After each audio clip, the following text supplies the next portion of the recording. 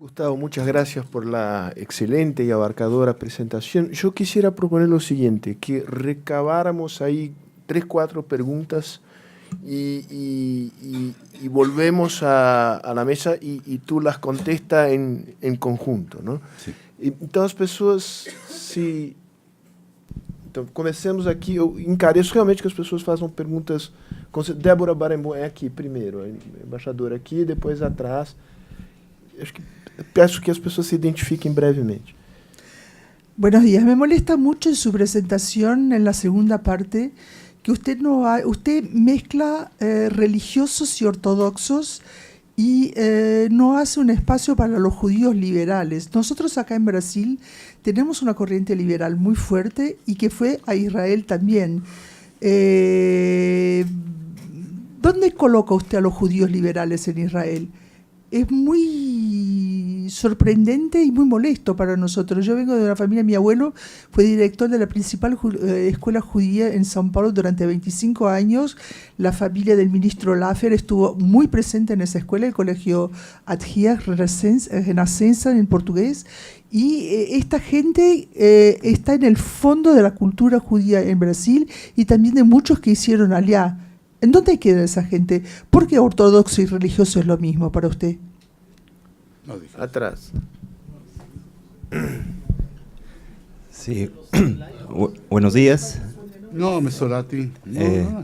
Mi nombre es Carlos Ortiz, soy cónsul del Perú aquí en São Paulo. Yo quería recordar en el año 2000 un trabajo suyo en coautoría con 2 autores, intitulado Identificación Política de la Juventud, delineando las diferencias políticas entre derecha e izquierda en Israel.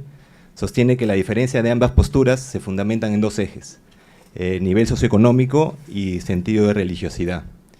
En ese sentido, usted concluye que el votante de derecha, a diferencia de lo que se puede pensar, proviene de niveles socioeconómicos bajos, con un alto sentido de religiosidad, y el votante de izquierda de niveles socioeconómicos altos y con un bajo sentido de religiosidad. Han pasado casi 20 años de ese artículo. Yo quería conocer un poco cuál es la evaluación y la evolución que se puede tener de esa perspectiva, tomando en cuenta un renacer de posturas nacionalistas en Occidente y el fenómeno de la primavera árabe hace algunos años. Muy bien. Una más. Felipe Rasto.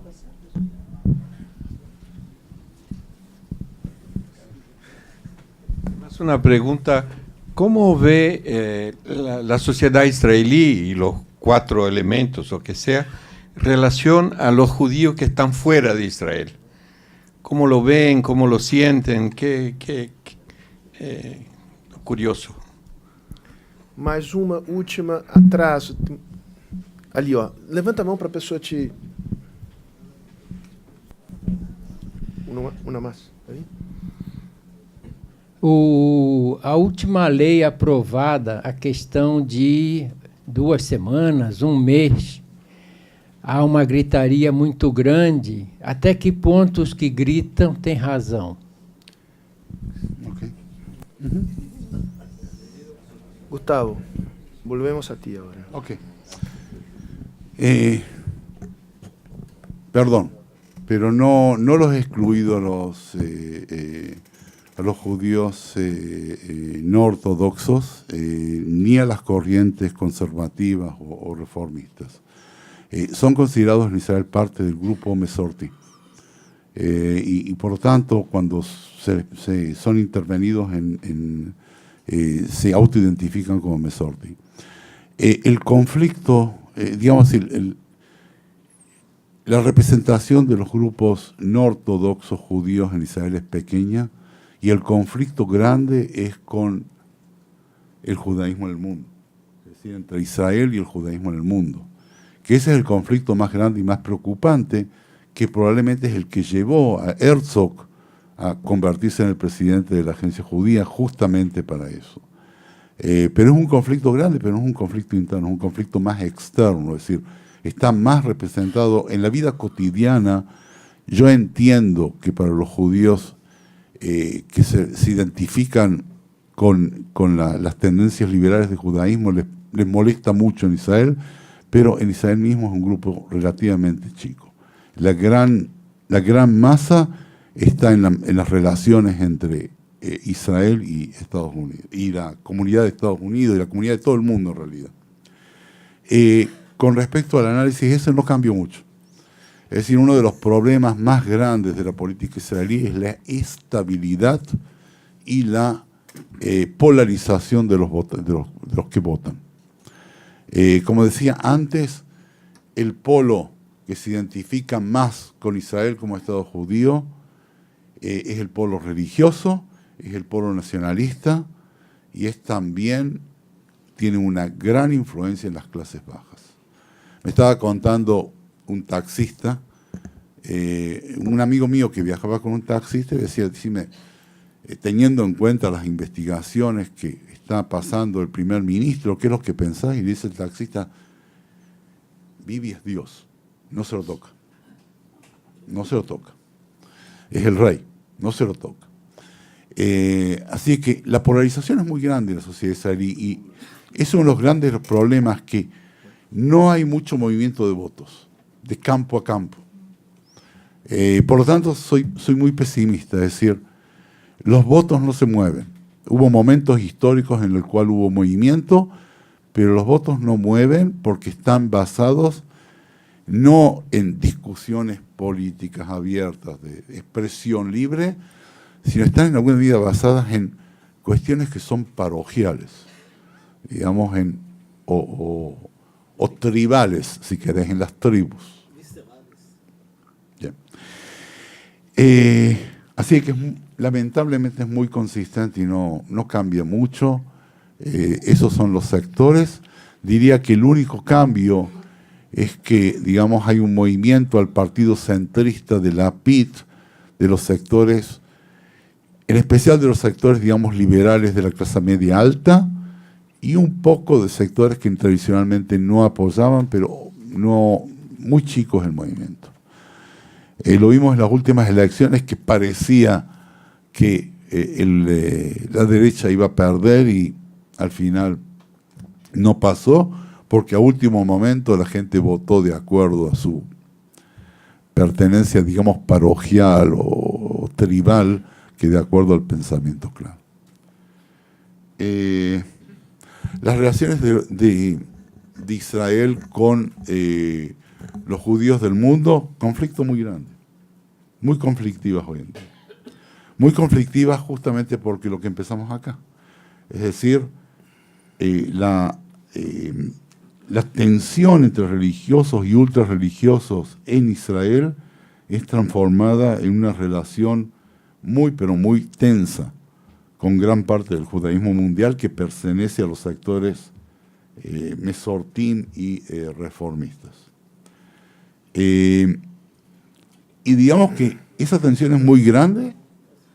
Esa tensión es muy grande porque creo que hay un desafío, digamos, no a la ultraortodoxia, pero sí a lo que se llama el rabinato central de Israel. El rabinato central de Israel hoy en día se siente bajo ataque y por lo tanto exacerba esas relaciones. ¿Y por qué está bajo ataque?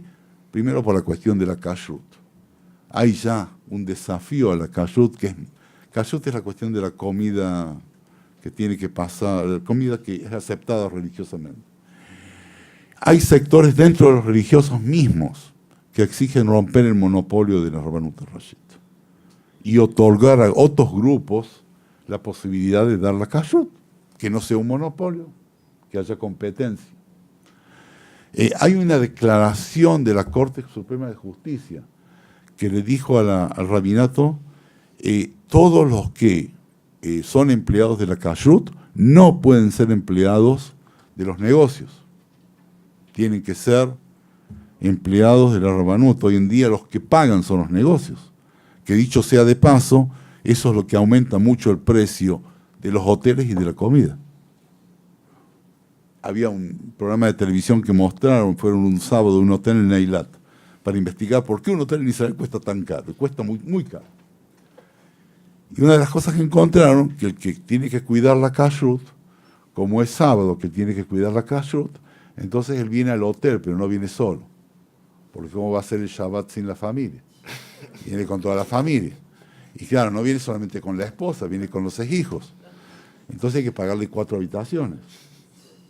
El dueño del hotel tiene que pagar 4 habitaciones, alguien tiene que ayudarlo a pagar las 4 habitaciones, son los otros clientes, como lo transfiere, lógicamente. Y lo mismo con los restaurantes. Y por lo tanto hay un desafío a los romanos. Otro desafío que es más popular. Muchas parejas jóvenes hoy en día dicen, yo no me quiero casar por la religión. Me voy a Chipre, está cerquito, 45 minutos en avión, nos casamos civil, en Israel el gobierno reconoce el casamiento, la mujer tiene todos los derechos de mujer casada, el hombre todos los derechos de hombre casado, pero no fueron a la Rabanut. Y eso también representa un desafío, porque al final alguien va a tener que recaer. Así que es también una relación conflictiva, y mientras el desafío es más grande, la reacción al judaísmo del mundo, al reformista y conservativo, es más grande. Y la tensión es más grande. La ley de la nacionalidad. Mi posición personal y la posición de mucha gente, completamente innecesaria. Completamente innecesaria. Representa en realidad una necesidad del gobierno, porque todos sabemos que va a haber elecciones en febrero. Y es ahora, y como el Parlamento está de vacaciones y entra en vacaciones porque son las fiestas judías, si no es ahora, no va a estar antes de las elecciones. Personalmente yo no conozco ningún país que fue creado por ley. Como empecé la presentación del principio, si el Estado de Israel existe es porque llegaron millones de judíos a Israel y se pusieron a trabajar. Y porque los árabes ayudaron a trabajar también y eran los obreros de la construcción. Así se construyó el Estado, no por ley. Lo que sí lo veo interesante desde el punto de vista sociológico es el movimiento que se formó atrás de eso en Israel. Cuando por primera vez, digamos, las minorías drusos y árabes no solamente manifestaron en pleno centro de Tel Aviv, sino que también lideraron a los judíos liberales en oposición a la ley. Que es un proceso interesante la coalición que se forma, o que se fue creada en ese momento, eso es lo que puedo decir. Y voy a terminar con una pequeña anécdota. Uno de mis decanos en la universidad, él es de origen árabe musulmán, por supuesto fue elegido democráticamente por la facultad de él y también venció en las elecciones a una candidata judía. Así, una persona con mérito. Y estábamos charlando y me dice, mira, Gustavo, te voy a decir la verdad, yo a ustedes no los puedo entender. A los judíos no los puedo entender. A ustedes, los israelíes judíos, no los puedo entender. Le digo, ¿por qué? Me dice, mira, ustedes son mayoría, ¿no se dan cuenta? Ustedes tienen el gobierno, tienen las instituciones de Estado, tienen el ejército, tienen la economía, son mayoría. ¿Cuándo se van a dar cuenta que son mayoría? Dice, esa ley es una ley de una minoría que tiene miedo. Dice, ustedes son mayoría, ¿para qué necesitan una ley así? Los mayoritarios tienen que ser gentiles con las minorías porque tienen el poder. Y si después de 70 años tienen el poder, pero está claro, todos sabemos que tienen el poder. Dice, todos los árabes sabemos que ustedes tienen el poder, que tienen todas las instituciones. ¿Para qué necesitan esa ley? ¿Y para qué necesitan comportarse como minoría que está siempre en peligro? El Estado es de ustedes. 70 años han pasado. Está claro. Gustavo, ¿te parece bien una ronda más de Sí. tres preguntas? Si no están cansados de mí, No, para nada. a mí Bernardo, me es muy estimulante las preguntas y yo no. No hay problema. en el micrófono, Bernardo. Flavio y Saleh. Bernardo Sorge. Voy a hablar en español. Graduado de la Universidad de Haifa, Graduado de la Universidad de en Haifa. el año 1972, una de las primeras promociones. Exactamente. Anteriormente. Nacido en República Oriental de Uruguay, Entre otros. en Ciudadano la brasileño. periferia de Argentina.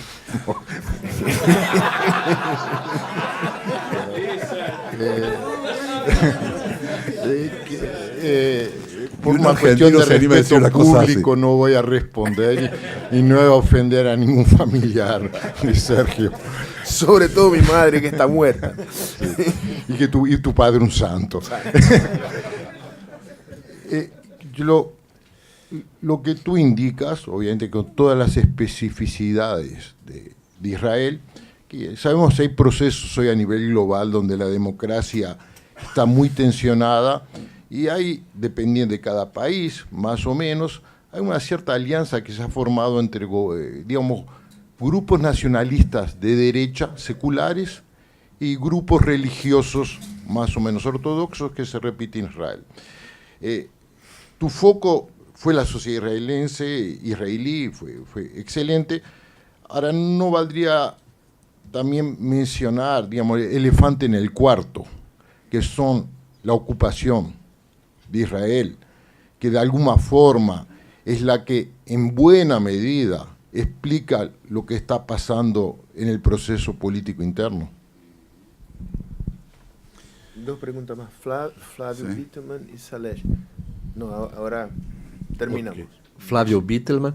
Mi pregunta es, ¿esta ley 922 es solamente dentro de Israel o también en los países, la ocupación árabe? No, Dentro de Israel. dentro de Israel.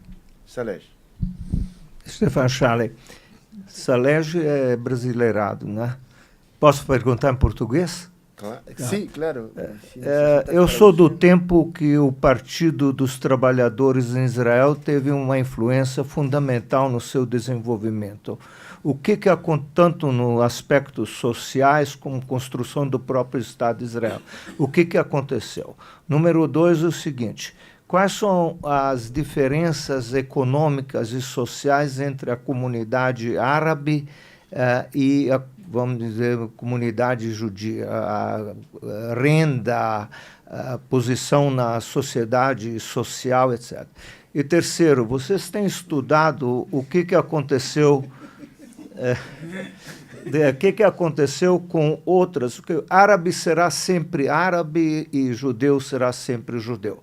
Mas houve, na própria Europa, eu mesmo que nasci na Iugoslávia, exemplos de minorias étnicas na Áustria, na Itália, a sua não integração durante fascismo e nazismo, depois quando houve socialismo em Iugoslávia, etc. Vocês têm estudado esses casos, que são muito interessantes, inclusive, para a convivência. Obrigado. Gustavo, consideraciones finales. Sí.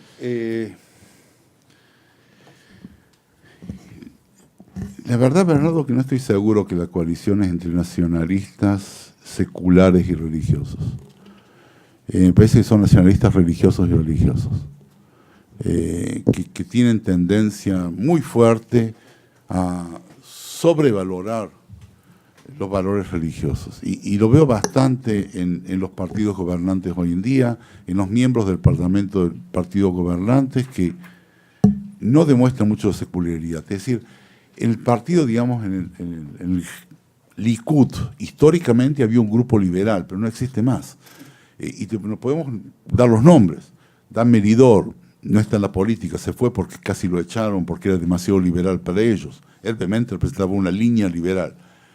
Benny Begin, el hijo de Menachem Begin, también más o menos lo echaron, porque no era suficiente de derecha. Toda la línea esa que en la historia se llamaban los sionistas liberales, que eran parte de la coalición, más o menos lo echaron.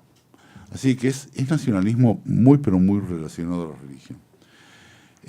La ocupación de los territorios, mira, es un asunto muy complejo. Y no sé cómo decirlo eso, pero digamos, hubo momentos muy especiales, 1993, la firma del acuerdo con Arafat y Rabin, y más o menos hay que decir la verdad, los únicos dos que eran capaces de hacer y solucionar el problema parece que eran ellos nada más que ellos dos, y los dos han desaparecido.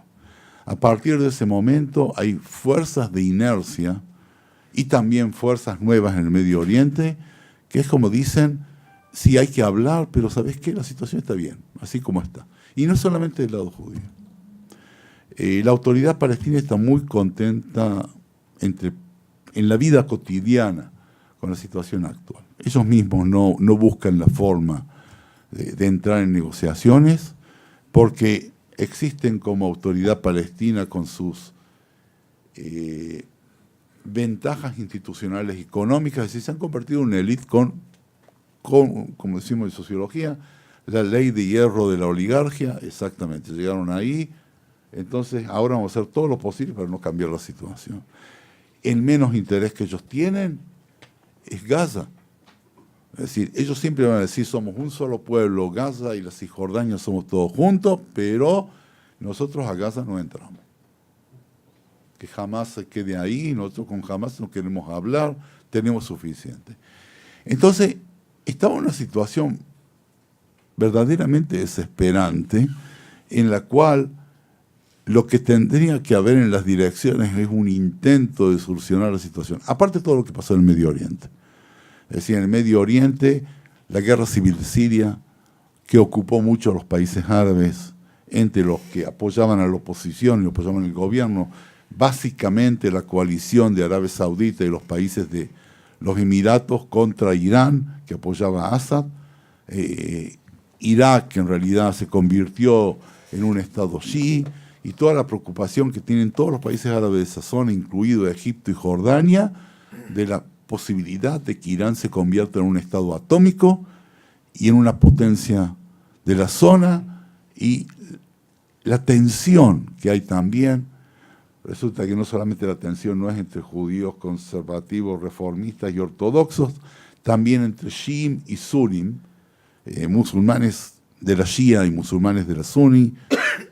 Por lo menos en el Medio Oriente, a lo mejor en el mundo espero que no, pero en el Medio Oriente la tensión es terrible, se quieren matar. No se reconocen uno a los otros por una cuestión de diferencia en un profeta de hace 600 años. Entonces, esa es la situación general. Sí, el Partido Laborista tuvo una función muy, pero muy especial en Israel, pero desde entonces no logró encontrar su plataforma de nuevo. Tenía una plataforma histórica muy importante, pero durante los años no consiguió renovar y convertirse en un partido central en la política israelí, y está reducido hoy en día al tercer partido en el mejor de los casos. El partido del gobierno, el Likud, después el partido de Lapid, los partidos centristas, y en el tercer lugar el Partido Laborista. Nadie piensa que tiene posibilidades de formar gobierno. Es una lástima, pero es la verdad. Aparte que todos los bastiones y centros de influencia del Partido Laborista se debilitaron a través de los años, se transformaron. Los kibutzim ya no son lo que eran antes. Lo que decía de los sindicatos ya fueron privatizados, todas las empresas fueron privatizadas, así que no tienen centro de fuerza, y esa es la situación. Con respecto al modelo israelí, yo creo que el modelo israelí pasó dos etapas. Digamos, hasta los años 70, era un modelo de melting pot, ¿cómo se dice melting pot? De asimilación, un modelo asimilatorio. Todos tienen que ser israelíes, tienen que tener nombres israelíes, hablar hebreo. En los años 70 se empezó a debilitar el modelo, eso por suerte, porque tampoco funcionó. Es decir, aparentemente la superficie sí, un poco como la desaparición de los grupos étnicos durante el gobierno soviético, que no desaparecieron, sino que los callaron, y empezaron a surgir otras tendencias que son multiculturalistas. Israel es un estado multiculturalista hoy en día. Siempre cuento la dificultad del estudio en la Universidad de Israel. Enseñamos en hebreo, leemos en inglés, y la mayoría de nosotros, ni el hebreo ni el inglés es la lengua madre. Es la segunda o tercera lengua. Así que en las clases se escucha árabe, se escucha ruso, se escucha hebreo y se escucha inglés. Pero no solamente es el idioma, sino que son las tradiciones también. En realidad es un país multicultural. Como dije, el modelo es un modelo de qué? tiene una representación o una característica de identificación como Estado judío, pero hoy en día es muy multiculturalista. Hay letreros en todos los idiomas, en todos lados. Uno puede entrar a una ciudad árabe y ver letreros en hebreo y en árabe y en inglés. Y entra a un barrio judío y hay letreros en ruso y en hebreo. Y hoy ya no es parte de... Qué raro, ¿no? No, es parte de la vida cotidiana. Me acuerdo cuando yo decidí quedarme con mi nombre original, Gustavo, entré al aeropuerto, me querían convencer cambiar el nombre, y dije no. Y probablemente parte de la multiculturalidad es que mi esposa es israelí, y cuando estaba por nacer mi hijo mayor, le digo, bueno, ¿cómo lo vamos a llamar? Y me dice, ¿está claro? Le digo, ¿cómo? Diego.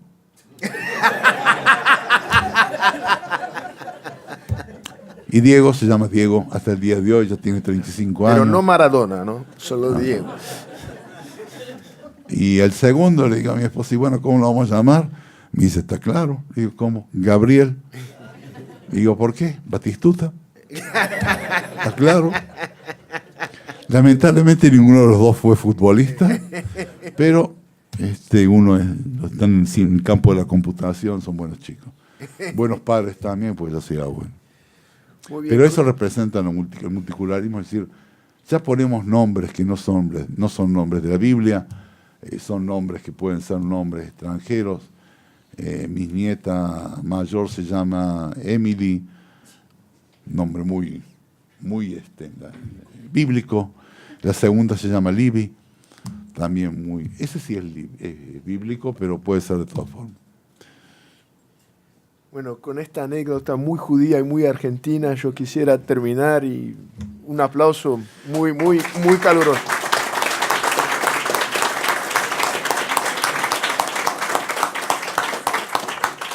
Les quiero agradecer a todos la presencia, ha sido un público muy interesante y también las preguntas han sido muy interesantes y les agradezco mucho que hayan venido a perder un poco de tiempo conmigo.